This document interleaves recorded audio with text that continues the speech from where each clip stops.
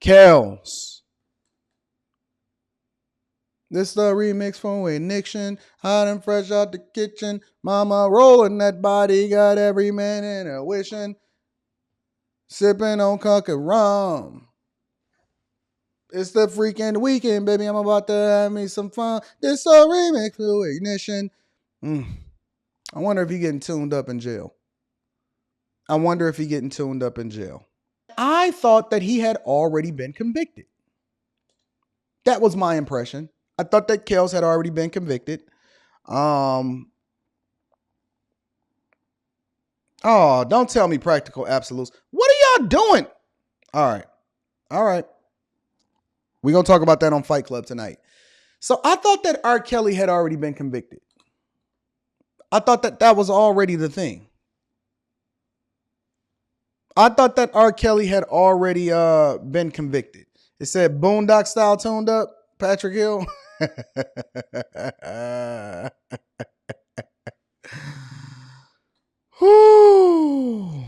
Thank you, Kojak.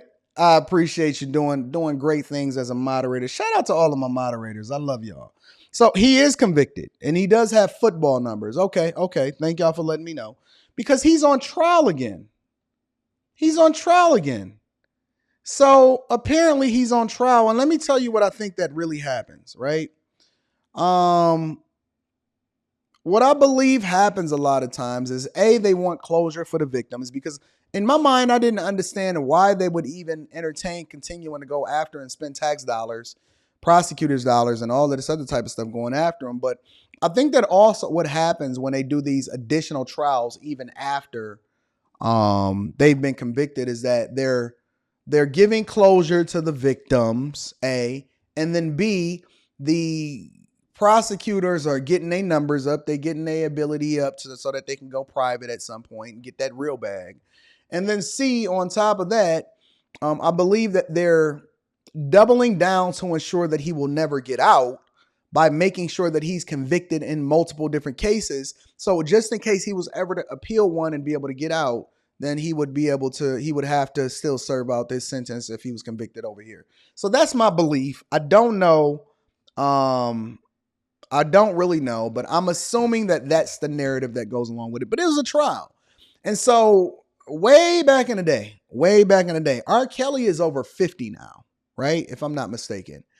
And around the time that he was 30, according to his accuser, he had been messing with these little girls. Now, this is not for the sensitive. If you're not willing to have this conversation, if you don't want to hear what's going on, then turn down your volume and then come back in about 20 minutes. But the accuser that was on the original video, so the original thing that he got acquitted for, and all of y'all was in his jocking in his pocket in his DM supporting, yay, go R. Kelly, he's black and so he needs to be free. We don't believe in black people going to jail. You know how y'all do it. Apparently, the accuser, who allegedly was 14 at the time that she was recorded on this video, took the stand. And now this woman, I think, is like 30. Ain't that crazy? Ain't that crazy how these people grow up? And then the problem is, I was going to save what my thoughts were until after, but I'm going to give a little bit of my thoughts because I haven't seen this news story. But the problem is, she's 37. The problem is this. Too many of these things happen behind closed doors and in the communities and with these uncles and all of this other type of stuff. And I used to see dudes driving up to the high school back when we was in high school. And I would be thinking like, damn, that dude is grown as hell. Why is he over here trying to take our girls? And there would be multiple different dudes with these cars and they would be out of school and they would have full-time jobs and dope dealers and junk. And they would be pulling up to the high school, picking up the little girls. And it was not abnormal for a chick that was 13 and 14 years old to say, I got a grown boyfriend. And I'm like, what the fuck? And that was always off-putting for me. Even as a young guy, I was like, what's wrong with these chicks? But anyways, I'm going to give you my thoughts on that in 1 second. I want to give y'all an update on what's happening with the trial because apparently this woman that is now 37 years old is talking about her previous experience, even with regard to him being acquitted. And so she took the stand And this is what the latest news is on that whole situation. Now to the case against R. Kelly. Today, the star witness, the woman who the entire child pornography case is centered around, took the stand. It is the first time she's told her story to jurors. CBS 2's Tara Molina was in the courthouse when she spoke. Tara, dramatic testimony. So, testimony happening. R. Kelly is on the stand. Still with the remix to Ignition. Trapped in the closet. All of this other type of stuff. Let's continue. Jim, to say the least, and we want to warn you about the disturbing nature of all of this before we get into it. Jane details her sexual relationship with Kelly that all started when she was just 14, including sex acts Kelly recorded and the expectation that she keep it all quiet. She's not using her real name, and you can see her face was not drawn in court. But Jane, taking the stand for the first time, made a pivotal record with her testimony. Now 37, she said her relationship with R. Kelly started at 12 or 13. That's sick. That is sick. And I know that over a year ago, y'all sat here and y'all argued back and forth with me about what is the age of consent really? And how old is old enough? And did you know that back 200 years ago, men used to take wives that was 9 years old, and over in Africa, they still doing it. I know y'all sat here and fought me, and I had my spats and my dispute with other content creators about it, and y'all think that this is still normalized and everything like that. It's a lot of sick people that's out here in society. It is a lot of people that still feel like this is nothing wrong with it. And they sit there and they amongst us. And if you go on that list, then you look at how many of them is in your neighborhood, you will be surprised how many is still existing. You know, the registry. Let's continue. Introduced by her Aunt Stephanie, a musician working with Kelly at the time. Jane, a singer in a group then, said her relationship with Kelly changed within weeks of asking Kelly to become her godfather, helping with her music career becoming sexual. How does a 12-year-old, I repeat, and this is one of the things that's wrong with our society, how does a 12-year-old petition a 30-year-old man to take control of her life by asking her to be her godfather and help her with her music career? Because the parents is just as liable. The parents should be on trial just as much as him. I'm going to save my thoughts. She said it started with phone sex, Kelly asking her about her underwear, turning physical when she was 14. Jesus. Kelly would give her alcohol. She said it helped loosen her up, describing pornographic videos he would play during this, featuring people she knew, eventually engaging in group sex acts with underage friends she said Kelly encouraged her to bring around. So he was the real Epstein. He was Epstein before Epstein. But we let this stuff fly in our communities. All right, let me finish. Let me finish with what it is, and then I'm going to give my thoughts afterwards. Testifying the physical relationship continued, and she lost her virginity to Kelly at the age of 15. She said she had sex with Kelly an uncountable number of times, hundreds. Many of those acts recorded by Kelly. Sex tapes Jane said she wasn't comfortable with. Where were her parents during all of this? Jane said once she told them R. Kelly was her godfather, working on her music with her, they were comfortable with her being at his studio. Kelly was married at the time, and Jane said oftentimes her parents thought she was at home with them. You do realize that there is nothing that my daughter can do that I will not be there or aware of what the heck is going on. I regularly have conversations. I'm regularly checking in. I want to see where you at. Make sure you put that fucking Apple Watch on. Call me. You think I'm going to have my daughter at another 30-year-old man's studio alone without me there? Okay. Not at the studio alone with Kelly. But it didn't stay that way. Later in her testimony, Jane detailed being forced by Kelly to tell her parents about their sexual relationship, claiming he confirmed a sex tape of theirs had been leaked and was about to be public. She said Kelly told her he wanted her parents on his team. Detailing a meeting arranged with Kelly and her parents at an Oak Park hotel, she described her father's response as hysterical, saying she vividly remembers her father telling Kelly, "I can't help you. I can't help you." Yo, that's insane to me. Let me read this super chat. Right, Reginald Green says they should be charging this chick's parents too. They took the bag over their daughter. Facts, and I agree. And let me tell you one more thing. If he would have met with me at a Oak Park, Illinois hotel and would have been telling me that, I would have been beating his ass like a spider monkey. I would have been all over him.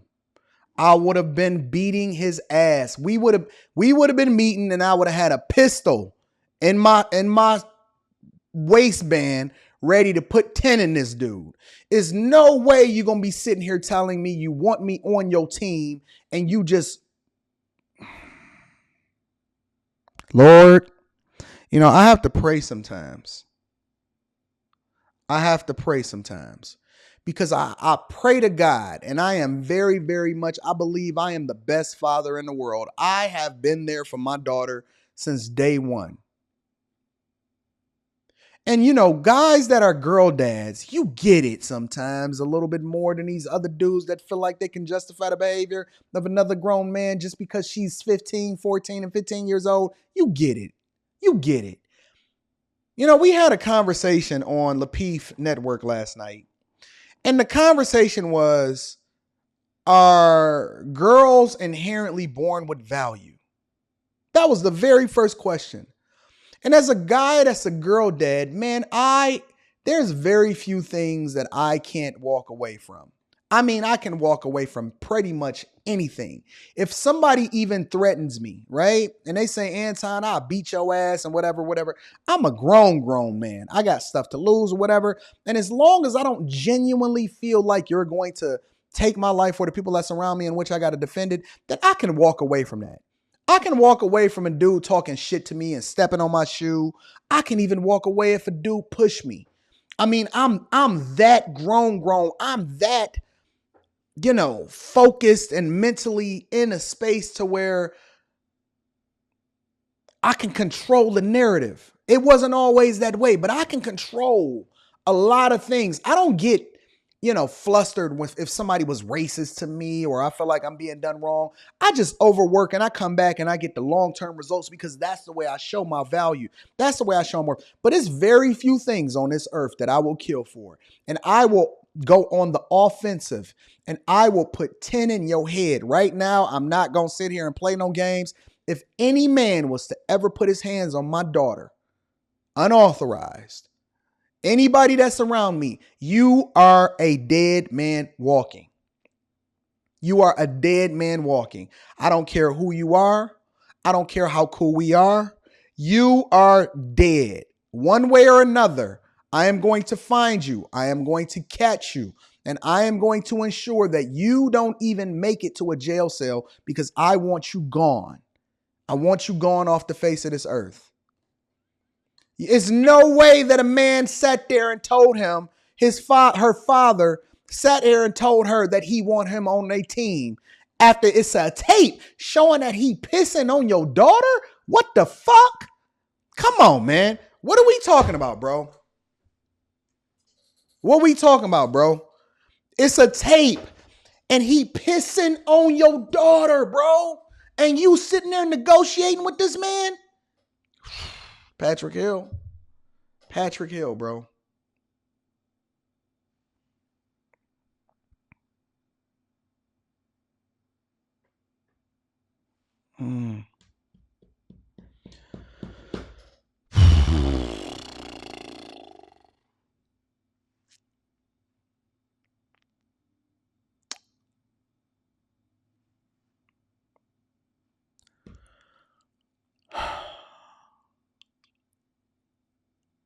Man, that's a lot.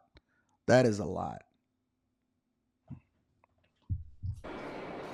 Now, ultimately, prosecutors say that Jane and her parents were pressured and paid off to lie, threatened by the singer and his... You took some money from this dude? As a father, you took money? You sold your daughter out and took money from this guy? Oh, God. Oh, my God.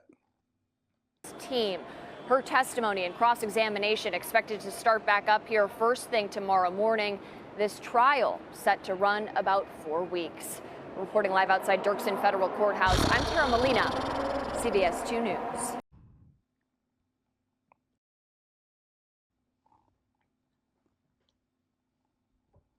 The face of a monster. They live amongst us. Patrick Hill says, it gets me emotional even thinking about it. The face of a monster that lives amongst us. Look at it. You dance to his music. You've given money to his concerts. And meanwhile, he was having threesomes and foursomes with 14 and 15-year-old girls. And paying off their dads that was negotiating with this dude.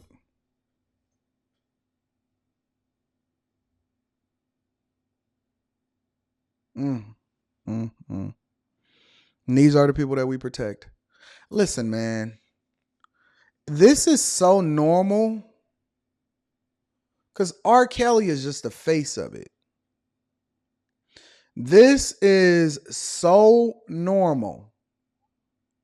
So normal in our society. And it ain't even just a black thing. This is a thing. This is a normal thing in our society for these type of people to exist and be able to thrive. And we enable them. Almost every single family has somebody that they know is somebody. It's a woman in this chat right now. It's a woman that's watching this show. And I'm not asking y'all to volunteer and say what's happened to you. I don't want that to happen. I'm not trying to trigger you. I'm not trying to put you in a specific space. I'm not trying to do none of that. There's a woman that is watching this show. And I'm not going to mine through every different detail and all of that. But it's somebody that's watching this show right now that has been through a similar situation. And they covered it up. And then they started seeking love in all of the wrong places. And instead of us being compassionate and saying, yo, what's going on with you? How can I pour into you? Why don't you be a part of a group of people that's going in the direction that you're going in? There's healing that needs to be done.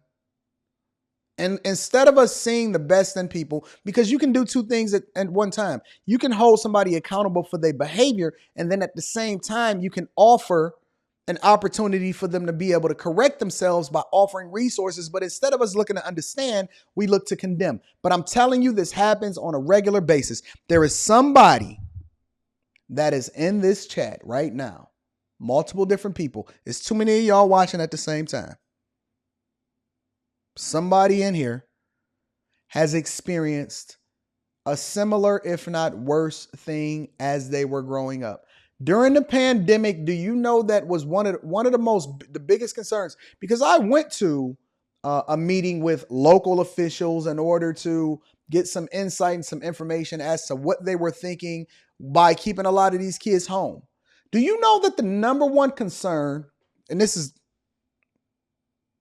the number one concern amongst school officials and a lot of the people that were making the decisions at the highest levels on a state level as to whether or not they were going to keep children home from school had nothing to do with COVID. This is just my personal experience. I'm not speaking on it from a national level. I'm talking about what I was privy to as far as certain information that was given to me. Was the fact that they were worried that the kids that were staying home were being subjected to monsters. That the school, them going to school every day was their only outlet for them to have some kind of recourse of a normal life and the opportunity to tell or to get help about what was going on with them at home.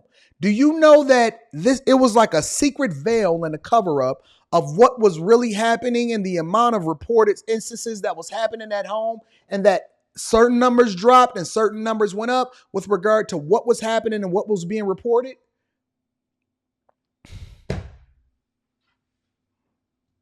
Y'all don't want to have no real conversations. Y'all want to talk about a bunch of bullshit. Y'all want to go and talk about modern women. Okay, listen, we gonna have them shows. That happens on a regular basis. I talk about everything. You don't want to talk about the real stuff. You don't want me to have this real conversation because I'm too real for you.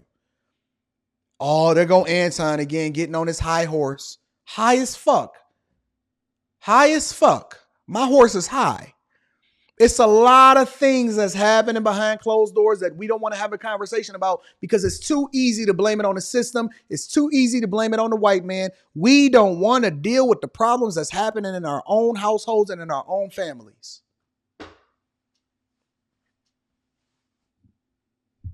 We don't want to put a face to it. Yo creepy fucking uncle, yo dumb fucking daddy is a predator. And I ain't even talking about a predator that got changed behavior and remorseful. I'm talking about a walking predator right now. A fucking walking predator right now.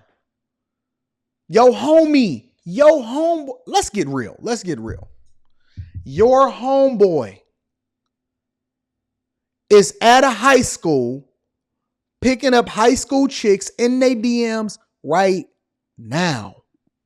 Can't wait for the school season to start back so they can pull up because they can't get no fucking grown women, and grown women ain't impressed by your beater, but you getting picked up in front of with your friends. Your daughter is going to be impressed by some dude that is picking her up from high school and forcing her to skip school so that she can hang with him. Think about that shit. I witnessed it in high school myself. I ain't got to talk about it as a theory. I know it's real. That shit used to happen all the time. Going up and pulling up to the local high school because you know they get out of school at 3 fucking o'clock. You fucking predator. What is the age of consent? Well, if you got to ask, then it's too young. What the fuck you talking about? What we talking about? 13, 14, 15, 16, 17, 18-year-olds. Listen, I'm 40. Some of these motherfuckers is 30 and 40 and 50 years old. Bro, you shouldn't even talk about something about somebody unless they at least in their mid to late 20s. And there go Anton dick shaming again. Fuck you, man. You are what's wrong with it. You what's wrong with society as a whole. Your whole mentality is warped. And then I'm supposed to be quiet about it? No, the problem is the people that are actually righteous and have the solutions are the ones that's not being as loud as they can be. I'm a voice for the people that's actually advocating for the best of us, not the worst of us. It's got to be a balance. It's been too far on this side. It's got to be a balance. It's about time for the dark angels to start stepping up and saying something and not being quiet when we see some of the most egregious people that we know personally doing the worst things. You destroy somebody's whole future. Listen, 2-3 moments of their life completely destroys everything that they're going to be for the rest of their life. And you telling me that the ones that are the youngest and the most vulnerable of us is not have value? How don't they have value? You know, I had to step away from that conversation yesterday. I'm learning to pull back because I realize that everybody don't think like me. Everybody ain't me, and everybody not going to catch it. Don't matter how much I talk and how blue in the face I am. I'm not even trying to reach them. I'm trying to reach you because I know that if you are listening to me right now and you are part of the bag chasers, that you got a different perspective and a different mentality and that we think more alike. So I'm not trying to reach everybody. I'm trying to reach the ones that's actually trying to do something that actually helps society and leave a better legacy or imprint on this earth as a result of them being here and not just talking shit. That's my legacy. Anyways, let's move on. It's hard to not talk about this R. Kelly thing.